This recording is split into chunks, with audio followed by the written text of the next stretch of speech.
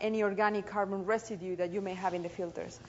So you just get inexpensive, GFF filters or GFC filters, and then you have two sets of triplicate samples, one of which you acidify and the other one you is left untreated. And the one you acidify, you do that with 0.4 molar of nitric acid to dissolve the coccoliths in these filters, and then you analyze both of them. So the particulate inorganic carbon is calculated from subtracting the total particulate carbon from the acidified sample, from the carbon that you find in your acidified sample. And you use a CHN analyzer. So this is pretty inexpensive. And it depends on if you work with lab cultures, the differences you might find could be quite large. So this is appropriate probably for lab cultures. We don't do it this way, but this has been reported in the literature for, 50 years of phycological research probably. So and this is how you calculate the PIC from the difference between the total and the acidified sample. But the way we do calculations of particulate inorganic carbon is by filtering aliquots of cultures through 0.22 micron pore size filters. Of course, by doing this, you miss some very small particulate material from the coccolithophores, from the coccoliths.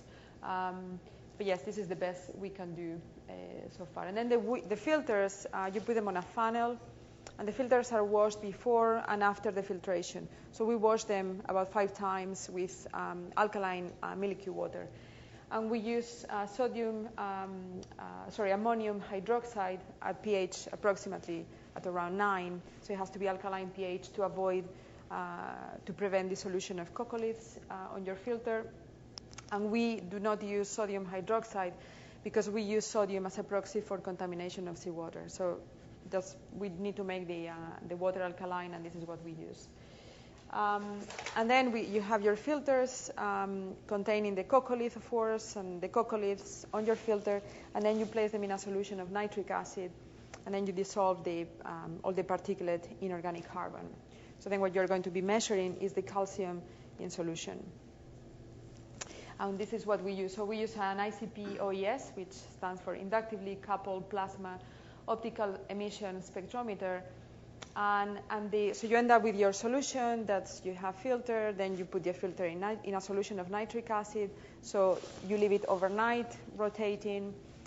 It probably dissolves within an hour or two, or even less. But we just leave it overnight in a rotating platform so that we make sure that all the material is in solution and dissolved. And then, so you have this soup with the dissolved calcium carbonate, and then we filter that through a 0.45 microns PTFE membrane, and then the solution can be used for the analysis. And we do calibration with calibration standards, which target a range of PIC measurements. So you have to do experiments before to determine what is your range of concentration for your particulate inorganic carbon. The sensitivity of these approaches of this instrument is great. I mean, we can detect very small, ppbs of inorganic carbon, but for what we do, we really need to work on the right ranges for the standards. And as I said, sodium is used for a proxy for seawater contamination, so we stay away from measuring sodium. So if you remember from yesterday's lecture, I was talking about 3 types of cultures. So we do batch cultures, semi-continuous cultures, and continuous cultures. And the way we do this when we run an experiment is we do not take a measurement at time 0 and at time n. So we have pre-acclimated the cultures, and we tend to harvest material for measurements of everything, POC, PIC, and everything else, at several times during exponential phase. So if you can, of course this is sometimes logistically difficult, but if you can, the best thing is that you sample several times through whatever phase you are interested in. If you are interested in neutron replete conditions, exponentially growing cultures, then sample through that time as often as you can. So if you sample 2 or 3 times, that's probably quite good. So the arrows there represent, the number of times that is ideal for you to sample through. So then you check that the rate of production of PIC is maintained during the population development.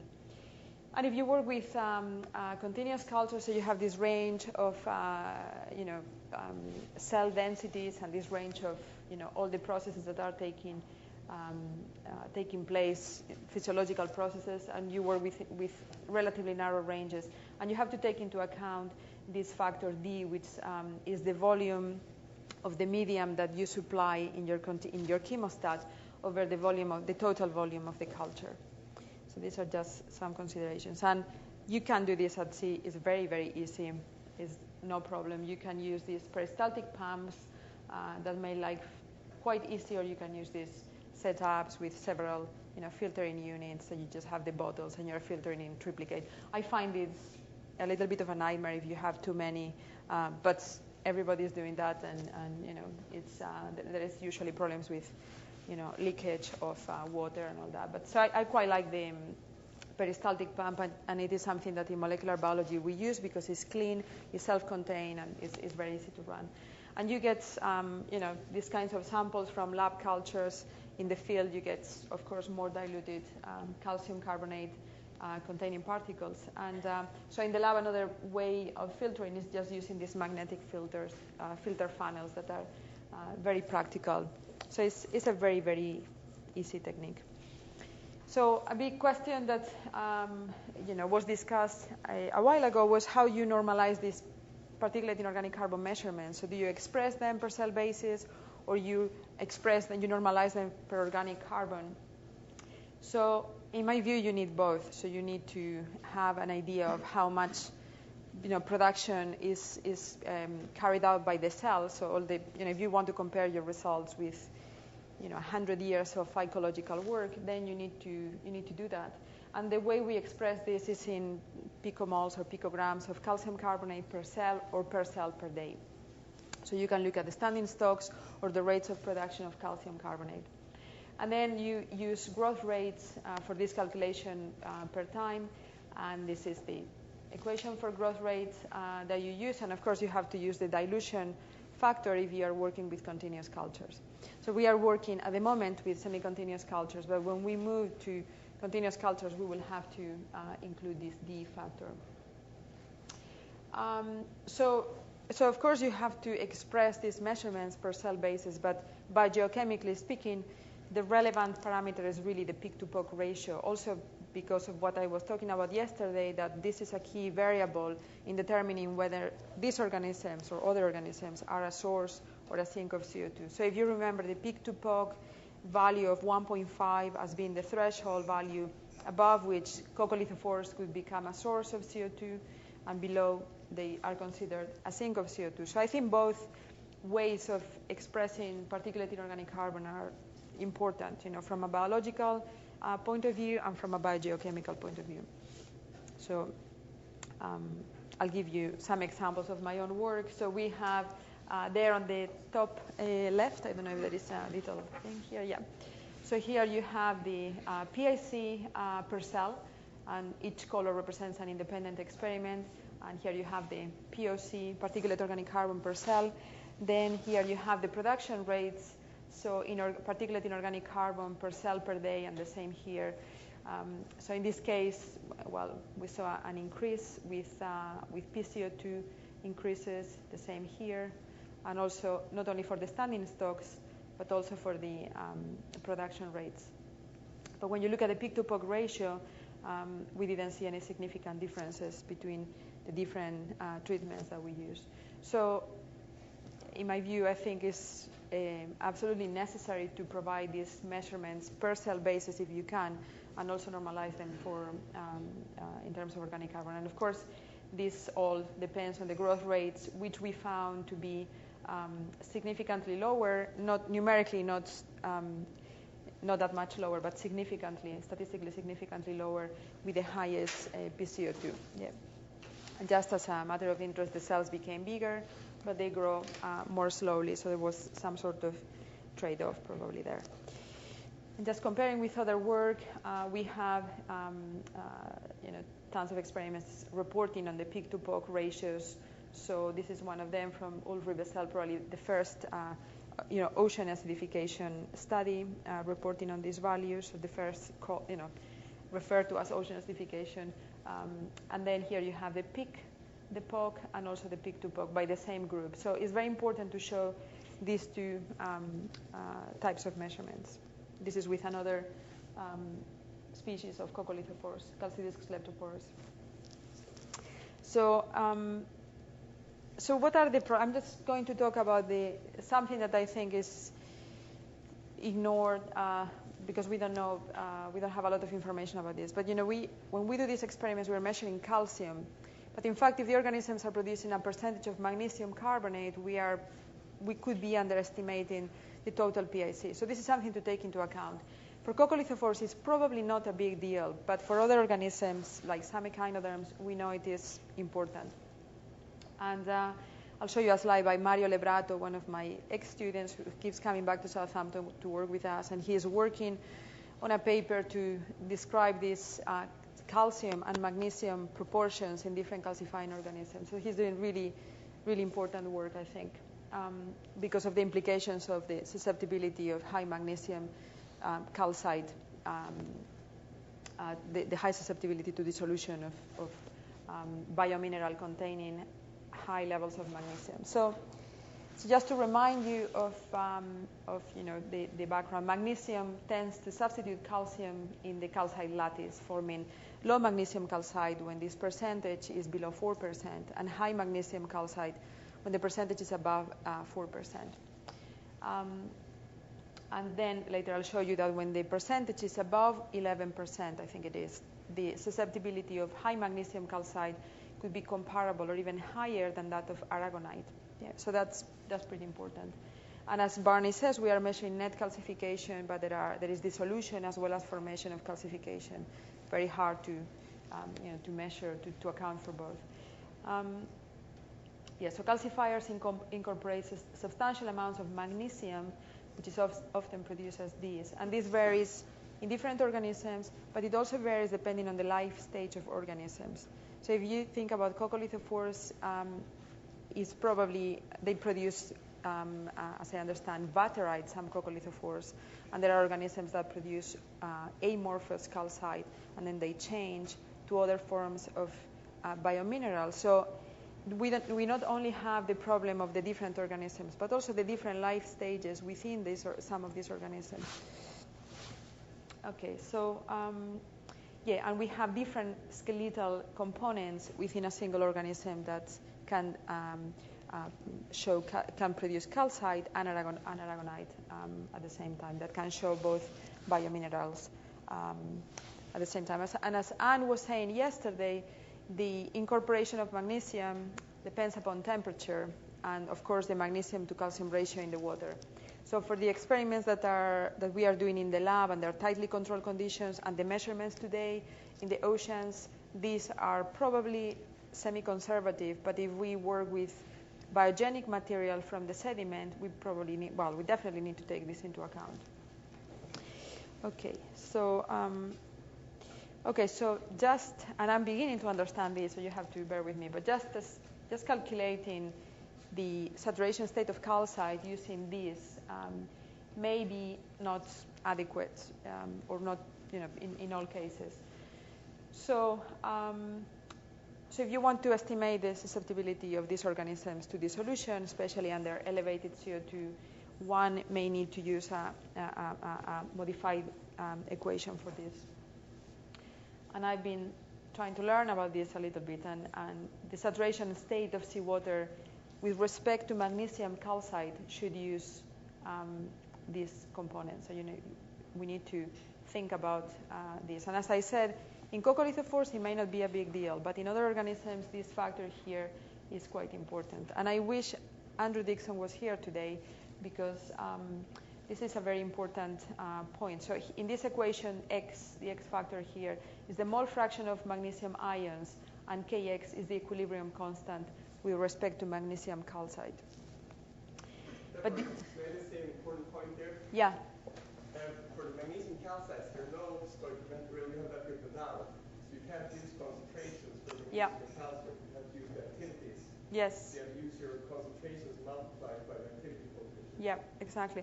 So that's why I was wishing that Andrew Dixon was here, because I don't know how this can be resolved. So this is a problem now, and that's why I have here ion activity product at equilibrium rather than stoichiometry solubility products, because we don't have those. And if you, I don't actually know how we can calculate this number here based on the knowledge that we have today. So I was hoping that. Okay, cool. I had a conversation with Andrew yesterday, and apparently it's not trivial. But anyway, it's something to think about for those organisms harboring high magnesium. So, okay, so based on my understanding of this, if we substitute magnesium for calcium in this equation here, this will effectively increase the ion concentration product for high magnesium calcite. But this increase is offset by a greater increase in the solubility product in high magnesium calcite. But anyway, the bottom line, if you read this paper, Morse et al., the solubility of magnesium calcite in seawater will exceed that of aragonite when magnesium calcite exceeds 11 mole %. Yeah, so this is, some organisms, some echinoderms, have values even higher than this. Yeah. So, do you have an idea of what's the highest value? I think it's about 17% or something like that. Yeah. I can't remember which echinoderm Mario was working on, but yes, pretty high. Yeah. So this is from Mario Lebrato, and he let me use this to show us. But basically, he's working on these assumptions here, and here he has the omega calcite or the omega aragonite, and here he has the value of 1, and the new values that he established for omega calcite threshold for dissolution and omega aragonite threshold for dissolution. So, and these are different organisms like Emeliania haxillii, Gephyrocarps oceanica, and mollusks, and some foraminifera, and some corals, and so on. And I don't have the references accompanying this, but he's compiling all the data that he can get his hands on, and he's he's trying to address this with the knowledge that we have on the contribution of magnesium in these biominerals from these organisms. And another point he makes, and this was brought up by the chemists in the first few days of this course, is the importance of reporting the correct pH scale. So Mario is, most of us are working on total pH scale, but yes, this is extremely important for. So if you go back to the available literature, it's very hard sometimes to compare the results because people work on different pH scales, and there is also not always robust information about the carbonate chemistry. So to calculate the omegas is not always that easy. So yeah, if you want more information about this, I'll give you Mario Lebrato's email, and you can ask him. So this is my my last slide. So we have these problems of magnesium contribution, which I think is the main limitation of the method that I showed you today. So the technical recommendation would be to determine this covariation of calcium and magnesium into the biomineral. And this could be a function of environmental conditions. So one thing we are doing in my lab now is look at strains that were isolated from different latitudes because of the temperature effect on magnesium incorporation. And of course, you can look at magnesium to calcium ratios, and you can look at samples isolated from the record, from the geological record, and look at how this change in a single species or in a taxon through time, based on the changing conditions. So the future needs are first to characterize the magnesium contribution to the biomineral that we are studying, and also develop new techniques. I mean, those people like myself working on phytoplankton, calcium carbonate producing phytoplankton, magnesium is a big component of the non-inorganic carbon. So we have magnesium tightly coupled with chlorophyll containing particles. So we need a good method to clean the chlorophyll from these particles, these carriers of calcium carbonate. Okay. Okay, and that's all. And these are the people who, well, Daryl Green is the guru working with the ICP-OES, and he was instrumental in developing the technique that we are using now, because prior to this, it was, the technique wasn't properly optimized, so there was a lot of error. And John Gittins, who is my research technician, who was very helpful in producing the data that I'm showing you today. So that's all. I'm happy to take questions.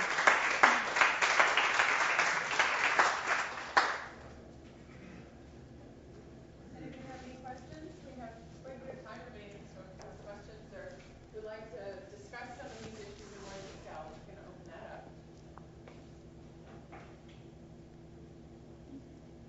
I have two comments to make regarding the magnesium calcite. And one, you showed that magnesium content is correlated with temperature, for example, based on shade work.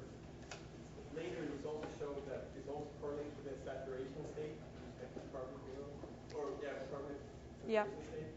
And there's been suggested, there was a paper in 1968 by Mobley who suggested there was growth rates that control the magnesium content in the shell. Okay. And also Fred McKenzie has a big review in 1983 where it's actually growth rate, both the function of the temperature and the saturation state. So that the actual magnesium content make a function of that. Okay. In which organism was this? Oh, this is for many different organisms. Okay. It has been shown experimentally that the magnesium content correlates to saturation state. There's one experiment by Kidia Gigian where she investigated magnesium content as a function of saturation state and saw direct correlation. But that's more experiments like that is needed. Yeah, no, I'd love to read that work because. Would you mind sharing those and post them? Absolutely. That'd be great. Yeah. The second comment is with respect to what mineral phase of the magnesium calcite has a similar solubility as aragonite, and it depends what solubility curve you use. Essentially, there are two different solubility curves right now for biogenic magnesium calcite phases, and one is based on the Plummer-McKenzie solubility curve, or what's called as the biogenic minimum prepared solubility curve, which is the higher solubilities. And the other curve is referred to as the biogenic clean solubility curve. And the difference between those is for the first curve, they didn't do any preparation of the material before doing the study. The second curve, they treated them, took away all the organics, desonicated, annealed it. And depending what curve you use, you're going to get very different results. And at this time, we don't know which one of these curves is most representative of what's actually going on in the natural environment. Do you remember which curve Morse et al. Used in their study? I'm part of that paper, the model work for that is my models, and we use both actually. Okay. Yeah, so we get two answers. So depending what curve you use, it's either an 8 small percent magnesium calcite or about 12 small percent magnesium calcite that are similar to the aragonite. Okay. Yeah, I'll put Mario in touch with you, definitely.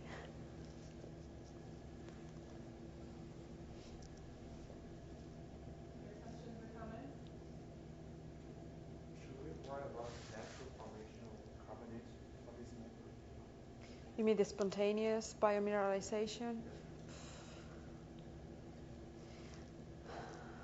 I don't know. There is a really nice model by Steve Mann from the University of Bristol, and he actually works on the spontaneous, on abiotic mineralization, and he releases these spheres in the soup that will, result in the formation of biominerals. So he's probably the best person to ask. I don't know, actually. Do you know that?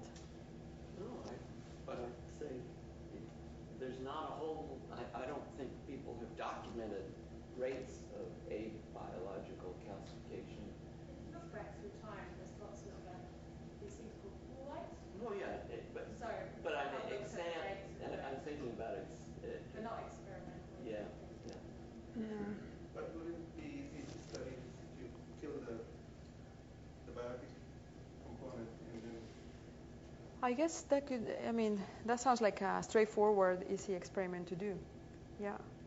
But I'm not aware of anyone having done that. Steve Mann does that artificially. So he has tightly controlled conditions and designs all the components that he needs to add to his soup. And he sees actually structures which look remarkably like coccoliths. Yeah, I guess that could be. For the structures, it could be a problem when you have cryogenic methods being released. Yes. Yeah, but I don't know of anyone. I don't know if work like that having been done. No. So I don't know. Do you ever try to measure calcification of seawater in coral reefs? Is it difficult with this? No, I've never done that. I don't work on coral reefs. Is Chris here? No, Chris is not here. You better talk to Chris Langdon. Yeah, he's the best person to talk to. I would be guessing. This is in seawater samples in coral reefs. What I've talked about is just on phytoplankton. Yeah. So, but he. Oh, in seawater from yes. No, I've never measured that. No, because I work when I do field work. I work on open ocean systems. I don't work on reef systems. I'll try to do that. All right. You showed your data there, and it looked out here from the audience. Your C to N ratios didn't seem to change as a function. They did change. Yeah, they did change significantly. It's not a very nice way of showing that, but I have a separate table for the stats. So yeah, the C to N ratios increase significantly. Not a lot numerically, but yes. Dave Hutchins the other day in his talk, he was talking about this increasing C to N ratio. But I'm just saying from out here in the audience, it's hard to see. Yeah, no, it's not a very nice way. I just don't like. I like having my zero. I think it can be misleading when you. I don't know. It's just a personal preference of representing this, but it's a terrible way of showing an increase. It went up. Yeah. That up, you are seeing a trend. Yeah. Yeah, I can't. Yeah, roughly from 6 point something to 8 points. Yeah, so there was an increase in 6 point something to 8 point something. There was an increase, a significant increase with increase in PCO2 levels. So this is all in the supplementary online material. Yeah. Actually, someone was making a point the other day about the importance of these ratios in raising larvae. So in my understanding is that most experiments in which you monitor larval development and you feed the larvae with phytoplankton, the phytoplankton is not grown at the same conditions as the larvae. So I wonder, after talking, she's not here, I can see her, but, oh yeah, she's here, yeah. I wonder whether that, could have, because the biochemical composition of the particles feeding the larvae could definitely have an effect on the development. And my understanding is that most experiments, I don't know if you want to add something, but I think most experiments, grow the food separately from the larvae. So this is quite important in terms of the biochemical, quality of the phytoplankton. Are these chemostats or semi-continuous? Yeah. And how long before you sampled these, how long were you maintaining them at those? So we started with exponentially growing cultures, and we maintained them for 9 generations, at least 9 generations. So we assume that they are exponentially growing because of that. But yes, semi-continuous cultures, we do that because we don't have continuous cultures, so we are hoping to move into continuous cultures. It's a lot easier to but continuous cultures are much more labor intensive. Yes, but when they work, it's wonderful.